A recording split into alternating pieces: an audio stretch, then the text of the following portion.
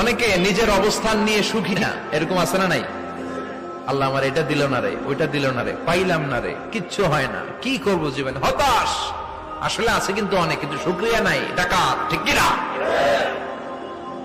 নিজের অবস্থান নিয়ে সুখী না, কিন্তু অনেক লোক আছে তারা আপনার অবস্থানে পৌঁছতে চায়।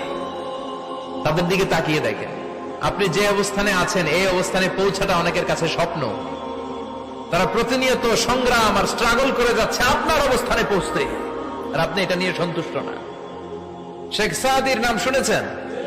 বালাগাল উলা কাশাফাত দুজা, এই কবিতাটার রচয়িতা ইরানের বিখ্যাত এক কবি।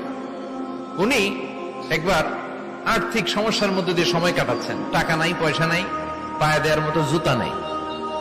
উনি খুব দুঃখ পেলেন, হায় রে, আমি ইরানের এত বড় কবি, আমার পায়ে দেওয়ার মতো জুতা নাই।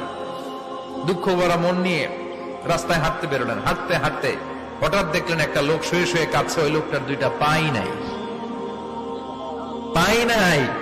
উনি সেজদায় পড়ে গেলেন, আল্লাহর কাছে ক্ষমা চাইলেন, আল্লাহ অনেক দিয়েছ, শুকর আলহামদুলিল্লাহ।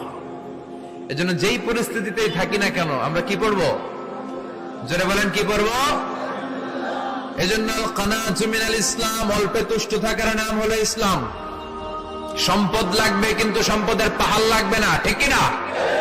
অল্প খান, অল্প পড়েন, অল্প জামান, অল্পের ভেতরে বরকত ঢুকায়া দিছে কে? দেখবেন যাদের সম্পদ অল্প তারা সুখী বেশি। জরিপে এটা দেখা গিয়েছে।